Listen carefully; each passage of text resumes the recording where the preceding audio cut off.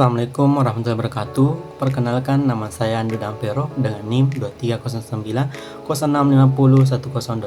Prodi Ekonomi Pembangunan Universitas Negeri Makassar.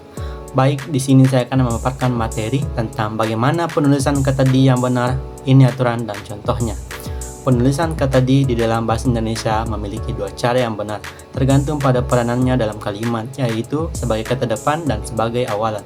Mari kita bahas kembali informasi yang disampaikan dalam kitab PUBI mengenai cara penulisan kata di yang benar. Pertama, kata di sebagai kata depan. Sebagai kata depan, di harus ditulis secara terpisah dengan kata yang mengikutinya. Hal ini berlaku ketika di digunakan di depan kata benda yang menyatakan tempat, nama, waktu, dan lokasi. Perlu diingat bahwa penggunaan di sebagai kata depan tidak dapat diubah menjadi kata kerja aktif dengan menambahkan imbuhan me. Contoh, di mana Budi menginap selama lebaran. 2. Kata di sebagai awalan.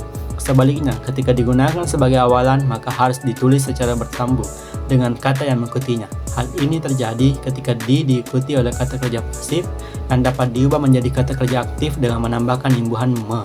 Contoh, dilarang membuang sampah di wilayah ini. Penulisan kata yang benar. Kapan harus digabung? Penggunaan kata di dalam bahasa Indonesia seringkali menimbulkan kebingungan, terutama dalam hal apakah harus digabung dengan kata setelahnya atau tidak. Ada beberapa aturan yang dapat membantu dalam membedakan penggunaan kata di yang benar. Pertama, menunjukkan peranannya sebagai imbuhan ketika di digunakan sebagai imbuhan dalam kata kerja pasif. Biasanya, kata kerja tersebut harus digabung dengan kata kerja pasifnya. Contoh, ditinggalkan pasif menjadi meninggalkan aktif. Penggunaan di yang disambung jika diikuti oleh kata kerja pasif. Ketika di diikuti oleh kata kerja pasif, biasanya kata tersebut juga digabung dengan kata kerja pasif tersebut. Contohnya, penumpang dioper bus lain. Benar. Penulisan kata yang benar kapan harus dipisah? Penggunaan kata di yang benar kapan harus dipisah adalah penting untuk dipahami agar tidak terjadi kesalahan dalam penulisan. Berikut adalah beberapa ciri dan contoh penggunaan kata di yang harus dipisah. Yang pertama, kata depan atau penunjuk tempat. Jika di digunakan sebagai kata depan atau untuk menunjukkan tempat, nama, waktu, dan lokasi, maka harus dipisah dari kata yang mengikutinya. Contoh, di pasar, di meja, di laci, di terminal. 2. Tidak dapat diubah menjadi kata kerja aktif.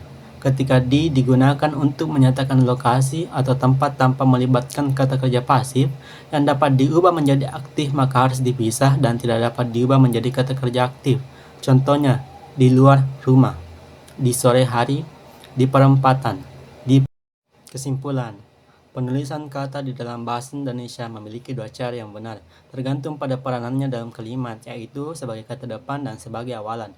Ketika di digunakan sebagai imbuhan dalam kata kerja pasif, biasanya kata tersebut harus digabung dengan kata kerja pasifnya. Penggunaan di yang disambung jika diikuti oleh kata kerja pasif. Ketika di diikuti oleh kata kerja pasif, biasanya kata tersebut juga digabung dengan kata kerja pasif tersebut. Mungkin hanya itu yang bisa saya sampaikan. Wabillahi taufiq wal hidayah. Wassalamualaikum warahmatullahi wabarakatuh.